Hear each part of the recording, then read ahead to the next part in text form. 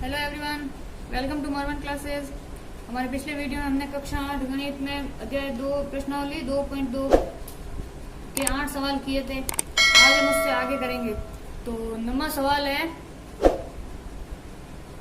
राहुल और हारून की वर्तमान आयु में अनुपात दे रखा है 5:7 और आगे कहा है कि 4 वर्ष बाद उनकी आयु का योग 56 वर्ष हो जाएगा।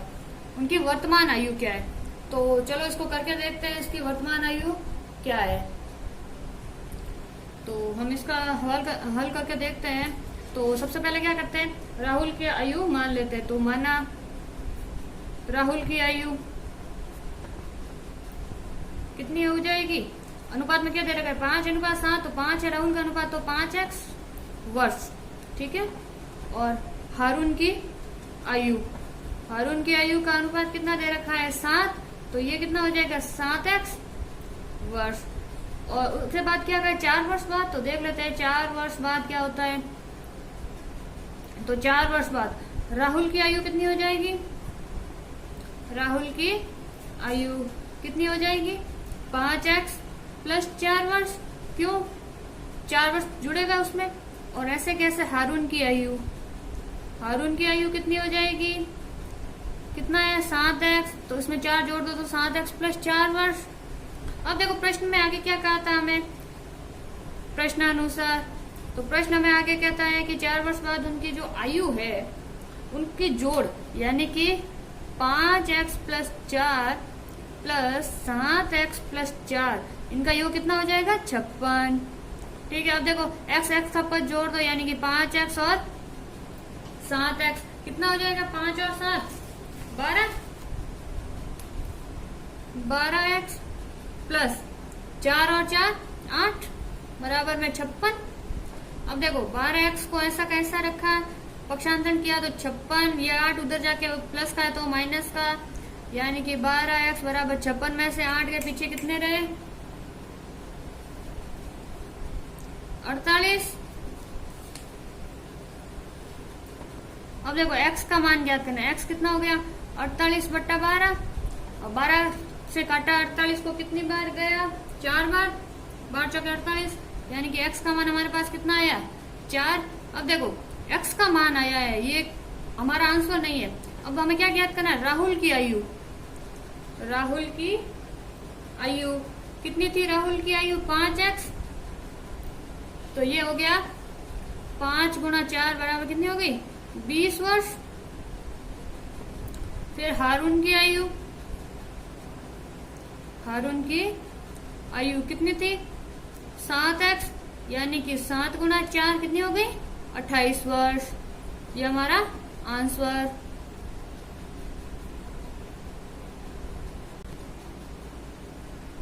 आगे देखिए 10वां सवाल, किसी कक्षा में बालक और बालिकाओं की संख्या में अनुपात 7:5 है।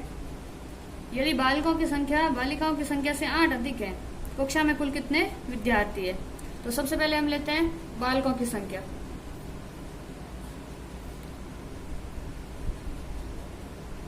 बालकों की संख्या अनुपात में कितना है? 7। तो हो गई 7x।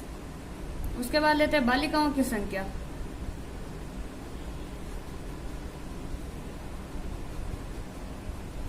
तो कितना है अनुपात में? 5। तो ये हो गई 5x। फिर इधर करेंगे तो फिर इधर जाके माइनस वाला प्रॉब्लम हो जाएगा, इसलिए तो हमें दे रखा है 7x बराबर 5x प्लस 8। तो क्या करते हैं? पक्षांतरण कर देते हैं। पक्षांतरण करेंगे तो क्या हो जाएगा? 7x माइनस 5x बराबर 8। देखो 7 में से 5 गया 2, यानी ये क्या बचा? 2x बराबर हो गया 8। तो x बराबर कितना हो जाएगा? 8/2, यानी कि कितना आ गया? 2 से कटा तो 4, यानी कि x बराबर आ गया 4। लेकिन ये हमारा आंसर नहीं है, अभी तो x की संख्या ही है। ठीक है। तो हमें क्या ज्ञात करना है कि बालकों और बालिकाओं की संख्या और कुल विद्यार्थी। तो सबसे पहले निकाल देते हैं बालकों की संख्या कितनी थी? 7x। ठीक है। तो ये हो जाएगा 7 गुणा x के मान 4, यानी कि 28। अब निकालते हैं बालिकाओं की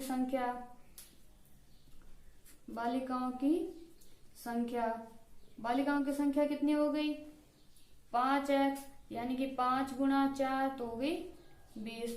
अब हमें क्या निकालना है, कुल विद्यार्थी।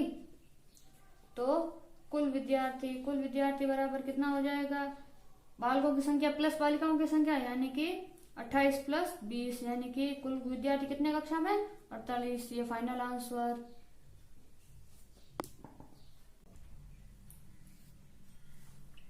अगला सवाल देखिए स्टूडेंट्स, बाईचुंग के पिताजी उसके दादाजी से 26 वर्ष छोटे हैं और उससे 29 वर्ष बड़े हैं। यदि उन तीनों की आयु का योग 135 वर्ष है तो उनकी आयु अलग अलग ज्ञात कीजिए। इसको हम हल करके देखते हैं। तो इसका हल देखते हैं। देखो इसमें किसके साथ तुलना है, कंफ्यूज नहीं होना है। देखो बाईचुंग के पिताजी और दादाजी, यानी कि बाईचुंग से तुलना की जा रही है, तो हम क्या मानेंगे, बाईचुंग की आयु को मान लेते हैं। यानी कि माना बाईचुंग की आयु कितनी हो जाएगी, x वर्ष। ठीक है, तो फिर पिताजी की आयु कितनी होगी, बाईचुंग के पिताजी की आयु कितनी हो जाएगी, कितने बड़े उससे, 29 वर्ष, यानी कि x प्लस 29 वर्ष। और उसके दादाजी की आयु कितनी हो गई, x प्लस 29 प्लस, क्योंकि दादाजी उसके पिताजी से कितने बड़े, 26 वर्ष। तो कितना हो जाएगा ये x प्लस 29 और 26 को जोड़ा तो 55, यानी कि x प्लस 55 वर्ष उसके दादाजी की आयु है। अब आगे क्या बोला है कि तीनों की आयु का योग दे रखा है, यानी कि अब हम कर लेते हैं प्रश्नानुसार क्या करना है, x plus 29 plus x plus 55 बराबर में कितना है, 135। ठीक है, इतना कर लिया। अब क्या करना है हमें, x को जोड़ देते हैं तो कितना हो जाएगा, ये 3x प्लस 29 और 55 को जोड़ो तो कितना हो जाएगा, 84 बराबर में आ गया 135। अब पक्षांतरण कर देते हैं, पक्षांतरण किया तो 3x बराबर हो गया 135 माइनस 84। अब 135 में से 84 घटाओ, यानी 3x बराबर 135 में से 84 गए, पीछे कितना बचा, 51। ठीक है, तो x बराबर कितना हो जाएगा, 51/3। अब 3 का भाग 51 में कितनी बार जाता है, 17 बार। तो x का मान कितना आ गया, 17। अब x हमने क्या माना था, बाईचुंग की आयु, तो हम लिख सकते हैं बाईचुंग की आयु बराबर हो गई x बराबर 17 वर्ष। ठीक है, अब पिताजी की आयु निकालते हैं। तो पिताजी की आयु कितनी हो गई, x प्लस 29 था, यानी कि 17 प्लस 29 कितना हो गया, 17 प्लस 29 हो गया 46 वर्ष। अब देखो पिताजी की भी निकालनी, अब किसकी निकालनी है, दादाजी की आयु कितनी हो गई, x प्लस 55 यही था, तो हो गई 17 प्लस 55 वर्ष। तो 17 और 55 को जोड़ा तो कितना हो गया, 72 वर्ष। ठीक है, ये हमारा आंसर। आगे देखिए 12वां सवाल है, 15 वर्ष बाद रवि की आयु जो है उसकी वर्तमान आयु से 4 गुनी हो जाएगी। तो वर्तमान आयु क्या है, सिंपल सा सवाल है, इसमें कोई ज्यादा कॉम्प्लिकेशंस नहीं दिए है इस बार। तो देख लेते हैं, माना रवि की वर्तमान आयु क्या मान लेते हैं, x, तो वर्तमान आयु हो गई x वर्ष। ठीक है, और फिर क्या बोला, 15 वर्ष बाद रवि की आयु उसकी आयु से कितनी हो जाएगी, 4 गुना, यानी कि तो 15 वर्ष बाद रवि की आयु कितनी हो जाएगी, 15 वर्ष बाद रवि की आयु, तो ये x प्लस 15 वर्ष होगा, क्योंकि जितनी अभी है उसमें 15 वर्ष जुड़ेंगे, x प्लस 15 वर्ष। अब देखो प्रश्नानुसार क्या हो जाएगा कि x प्लस 15 बराबर x,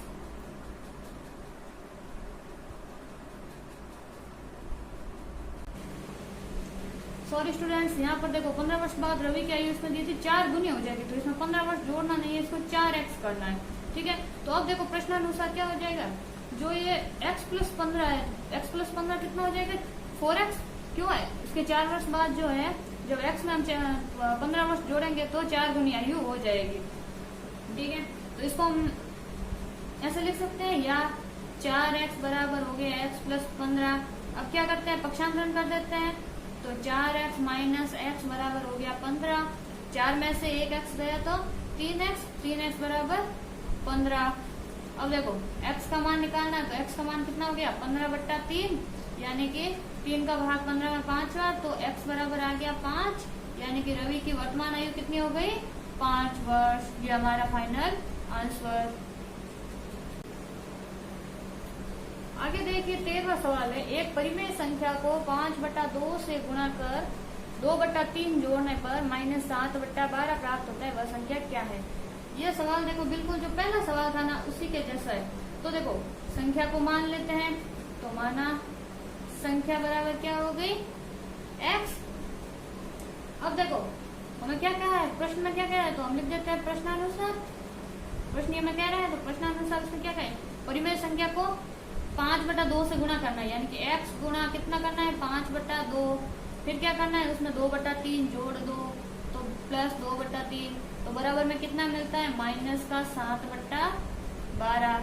अब इसको हल करते हैं, तो x गुणा 5/2 को ऐसा कैसा रखा है, इसको इधर भेज दिया पक्षांतरण करके, तो ये हो गया बराबर में -7/12। ये प्लस का है उधर गया तो -2/3 हो गया।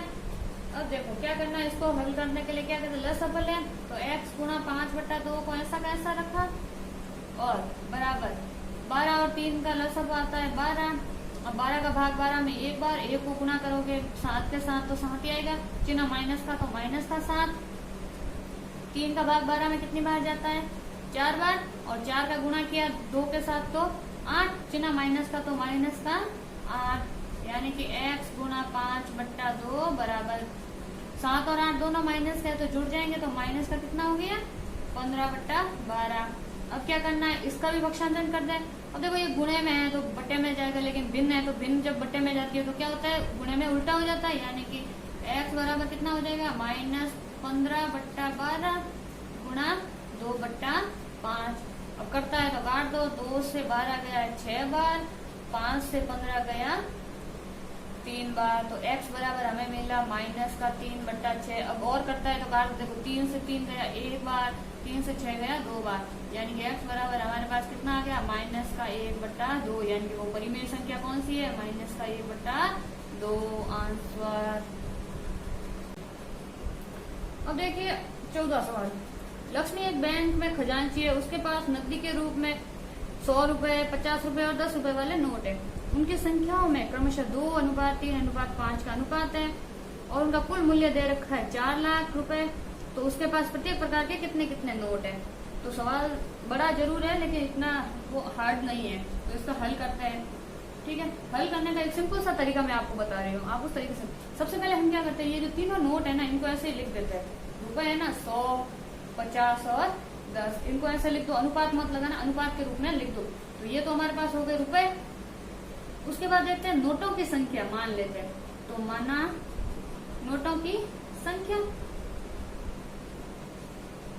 तो उसके लिए क्या करना, देखो पहले तो जो अनुपात दे रखा है उसको ऐसा कैसा लिख दो, 2, 3 और 5। अब क्या करो, इसके पास में x लगा दो, 2x, 3x और 5x।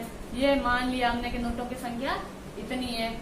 अब देखो, अब जो ये नोट है इनका मूल्य कितना है, तो देखो माना नोटों का मूल्य, तो नोटों का मूल्य, ठीक है, तो मूल्य कितना हो गया। अब देखो ये जो 2x है ना, अब इस x 2x को किसके साथ गुणा कर लो, 100 के साथ, तब नोटों की संख्या, नोटों का मूल्य आ जाएगा। अब देखो अगर समझ में नहीं आया तो ऐसे देखो, जैसे मान लो मेरे पास 100 रुपए के 2 नोट है, तो उन नोटों का मूल्य कितना होगा, 2 को 100 से गुणा करो यानी 200 रुपए। बिल्कुल उसी तरीके से तो नोटों का मूल्य कितना हो जाएगा, 100 गुणा 2x यानी कि 200x। ये देखो 50 का कितना हो जाएगा, 50 गुणा 3x, तो बराबर में आ जाएगा 150x, और 10 गुणा 5x, तो ये हो गया 50x। ठीक है, तो देखो आगे प्रश्न में क्या कह रहा है, तो हम लिख देते हैं प्रश्नानुसार। अभी प्रश्न कह रहा है हमें कि ये जो नोटों का मूल्य है ना, इनका कुल मूल्य है 4 लाख रुपए। तो हम लिख सकते हैं 200x plus 150x plus 50x बराबर हो गया 4 लाख। अब देखो एक्स एक्स का पद जोड़ दो तो 200 और 150 और 50, तो ये हो गया 400 एक्स बराबर हो गया 4 लाख। अब क्या करना है, एक्स की वैल्यू निकाल देते हैं। तो जो ये 4 लाख है इसके अंदर 400 का भाग दे देते हैं। तो 1 0 से 1 0, 1 0 से 1 0, 2 0 से 2 0 कट गए। फिर 4 से ये 4000 कट गया 1000 बार, यानी एक्स का वैल्यू आ गया हमारे पास 1000। आंसर नहीं आया है अभी तक, सिर्फ एक्स की वैल्यू निकाली है। ठीक है, अब हमें क्या करना है, नोटों की अलग अलग संख्या पूछी है। तो पहले हम निकाल देते हैं 100 रुपए के नोटों की संख्या। तो 100 रुपए के नोटों की संख्या हमने कितनी मानी थी, 2x, यानी कि 2 गुणा 1000 बराबर आ गए 2000 नोट हो गए 100 के। फिर 50 रुपए के नोटों की संख्या कितनी मानी थी हमने, 50 के नोटों की संख्या 3x, तो ये हो गया 3 गुणा 1000, तो कितना हो गया 3000। फिर 10 रुपए के नोटों की संख्या, तो वो कितना माना था हमने 5x, तो ये हो गया 5 गुणा 1000 बराबर हो गया 5000 x। तो हमारा आंसर। आगे देखिए 15वां सवाल। मेरे पास 300 रुपए मूल्य के रुपए 1, 2 और 5 वाले सिक्के हैं। अब आगे दे रखा है इसने कि 2 रुपए वाले सिक्कों की संख्या जो है वो 5 रुपए वाले सिक्कों की संख्या की तिगुनी यानी कि 3 गुना है, और सिक्कों की कुल संख्या दे रखी है 160। मेरे पास प्रत्येक प्रकार के कितने कितने सिक्के हैं। तो इसको अभी हम क्या करते हैं, जैसे 14 किया था ना वैसे ही हल कर देते हैं। तो हल करने के लिए हम क्या करते हैं, इनको अलग अलग लिख लेते हैं, जैसे 5, 2 और 1। अब देखो माना सिक्कों की संख्या, माना सिक्कों की संख्या। अब देखो तुलना किसमें हो रही है, 5 और 2 में हो रही है, और 2 की संख्या 5 से ज्यादा है, यानी कि 5 को मान लेते हैं। तो इसकी 5 की हो गई x, और फिर 2 रुपए वाले कितने हैं, इसकी 3 गुनी यानी कि 3x। अब देखो 1 रुपए के सिक्कों के बारे में कुछ नहीं कहा है, लेकिन हमें कुल संख्या दे रही है 160। तो 1 रुपए वाला हम निकाल सकते हैं, जैसे कि 1 रुपए वाला कितना होगा 160 माइनस 3x प्लस x, यानी कि 2 और 5 वाला जुड़ के अगर 160 में से माइनस करो तो 1 रुपए के सिक्कों की संख्या आ जाएगी। तो ये हो जाएगी 160 माइनस 4x। ठीक है, अब उसी तरह से सिक्कों का मूल्य भी निकाल देते हैं हमें, क्योंकि कुल मूल्य हमें दे रखा है 300 रुपए। तो उसी हिसाब से क्या निकाल देते हैं, सिक्कों का मूल्य। सिक्कों का मूल्य ये x है, x का गुणा 5 के साथ किया तो 5x, ये 3x है, इसका किया तो 2 गुणा 3x यानी कि हो गया 6x। ठीक है, और अब 1 का गुणा इसके साथ करेंगे तो ये संख्या वापस आएगी, यानी कि 160 माइनस 4x, ये इसका मूल्य हुआ। अब कर देते हैं हम अपने प्रश्न के अनुसार, प्रश्नानुसार क्या हो जाएगा, 5x plus 6x plus 160 minus 4x बराबर कितना मूल्य है 300। समझ में आया क्या। अब आगे देखो x x का पद जोड़ देते हैं, तो 5 और 6 हो गई 11, 11 में से 4 गए तो 7x, यानी कि 7x बचा इधर प्लस 160 बराबर हो गया 300। अब देखो 7x को इधर रखो, पक्षांतर कर दो, तो 300 में से 160 को घटा दो, तो 7x बराबर 300 में से 160 गए, पीछे बचे 140। तो x की वैल्यू आ जाएगी 140 बट्टा 7। तो देखो 7 का भाग गया 140 में 20 बार। ठीक है, तो x की वैल्यू आ गई हमारे पास 20। ठीक है, अब देखो 5 रुपए के सिक्कों की संख्या, सिक्कों की संख्या निकालनी है हमारे पास। तो देखो सबसे पहले निकालते हैं, जो ये 5 रुपए है तो 5 रुपए के सिक्कों की संख्या कितनी हो जाएगी, कितनी मानी थी हमने x, तो 5 रुपए के सिक्कों की संख्या बराबर x बराबर 20। अब 2 रुपए के सिक्कों की संख्या कितनी मानी थी हमने 3x, तो ये हो जाएगा 20 गुणा 3 यानी कि हो गई 60। और 1 रुपए के सिक्कों की संख्या कितनी थी 160 माइनस 4x, तो ये हो जाएगा 160 माइनस 4 गुणा 20 यानी कि 160 माइनस 80, तो ये आ गया 80। तीनों संख्याएं आ गई और हमारा आंसर भी आ गया। आगे देखिए लास्ट सवाल है, एक निबंध प्रतियोगिता में आयोजकों ने तय किया कि प्रत्येक विजेता को 100 रुपए और विजेता को छोड़कर प्रत्येक प्रतिभागी को 25 रुपए पुरस्कार के रूप में दिए जाएंगे। यदि पुरस्कारों में बांटी गई राशि 3000 रुपए थी तो कुल 63 प्रतिभागियों में विजेताओं की संख्या ज्ञात कीजिए। सवाल बड़ा है, हल छोटा ही है। हल करके देखते हैं। तो देखो, मान लेते हैं विजेताओं की संख्या। तो माना विजेताओं की संख्या बराबर कितनी हो गई, x। ठीक है, अब देखो तो शेष प्रतिभागी कितने हो गए। अगर x विजेता है तो शेष प्रतिभागी कुल में से x को घटा दो तो ये आ गए 63 माइनस x, ये हो गए। अब देखो पुरस्कार की राशि निकालते हैं। ठीक है, तो पुरस्कार की राशि, ठीक है, तो देखो विजेता को कितनी मिलेगी राशि।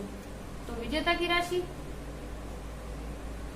कितनी हो गई, 100 गुना x, 100 रुपए मिलेंगे और x प्रतिभागी है। तो शेष राशि कितनी हो गई, शेष राशि जो है, जो भी प्रतिभागी बचेंगे 63 माइनस x, इसको किसके साथ गुना करेंगे, 25 के साथ। ये शेष प्रतिभागियों की राशि हो गई। अब जो हमें प्रश्न कह रहा है उसके अनुसार देख लेते हैं, यानी कि प्रश्न अनुसार। प्रश्न में क्या कह रहा है कि पुरस्कार में बांटी गई राशि कितनी थी, 3000, यानी कि जो ये विजेताओं की राशि है 100x, ठीक है, प्लस अब क्या करना है इसको 63 माइनस x गुना 25। अगर इन दोनों को जोड़ेंगे तो कितना आएगा उत्तर, 3000। ठीक है, तो 100x प्लस अब 63 और 25 को गुणा किया तो हमारे पास कितना आ गया, 63 को 25 से मल्टीप्लाई करेंगे तो 1575 माइनस 25 और x का गुणा किया तो 25x बराबर में 3000। अब क्या करना है, 100 में से ये x, पहले x के पद को सॉल्व करते हैं। तो 100 में से 25 गए तो 75x बराबर पक्षांतरण कर दो तो 3000 में से 1575 को घटाओ तो 75x बराबर आ गया हमारे पास। 3000 में से 1575 को घटाया तो 1425 बचा। x का मान निकालने के लिए क्या करेंगे, 1425 बटा 75 कर देते हैं। अब देखो किससे काटते हैं, 25 के पाले से काटते हैं। 75 तो गया 3 बार और 1425 गया 97 बार। तो x बराबर हमारे पास कितना आ गया, 97 बटा 3, 3 का भाग दो 97 में तो 19 बार जाएगा। यानी कि विजेताओं की संख्या कितनी हो गई, विजेताओं की संख्या कितनी मानी थी हमने, x, और x बराबर कितना है 19, तो 19 विजेता उसमें थे। ठीक है, तो ये तो था प्रश्नावली 2.2 पूरा हो गया है। अगले वीडियो में इससे अगली प्रश्नावली लेके आएंगे। अगर आपको वीडियो थोड़ा सा भी पसंद आता है या आपके लिए ये मददगार साबित होता है, आपको इससे पढ़ने को कुछ अच्छा मिलता है, तो हमारे वीडियो को लाइक कीजिए, अपने दोस्तों के साथ शेयर कीजिए और चैनल को सब्सक्राइब जरूर से कीजिए। Thank you.